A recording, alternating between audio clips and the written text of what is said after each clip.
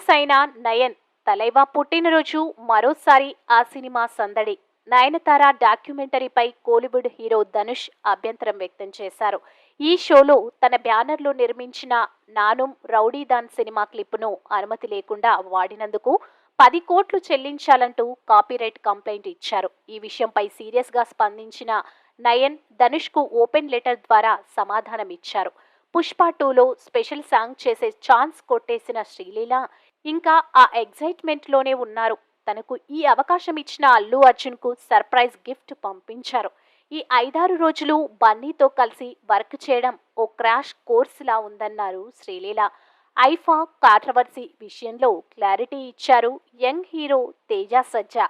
ఐఫా అనేది జాతీయ స్థాయి వేడుక. చాలా మంది స్క్రిప్ట్ రైటర్స్ దీనికోసం వర్క్ చేస్తారు.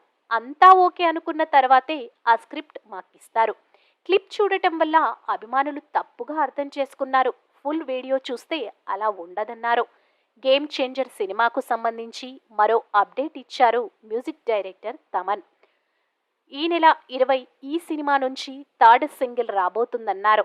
పుట్టినరోజు సందర్భంగా మీడియాతో మాట్లాడిన తమన్ ఈ అప్డేట్ ఇచ్చారు. రామ్ చరణ్ హీరోగా, శంకర్ దర్శకత్వంలో రూపొందుతున్న గేమ్ చేంజర్ జనవరి 10న ప్రేక్షకుల ముందుకు రానుంది. రజనీకాంత్, మమ్ముట్టి, అరవింద్ స్వామి లీడ్ రోల్స్లో మణిరత్నం దర్శకత్వంలో తెరకెక్కిన ఐకానిక్ మూవీ దళపతి. ఈ సినిమాను రజనీకాంత్ పుట్టినరోజు సందర్భంగా డిసెంబర్ 12న రిలీజ్ చేసేందుకు ప్లాన్ చేస్తున్నారు. 1991లో రిలీజ్ అయిన దళపతి అప్పట్లో సంచలన విజయం సాధించింది.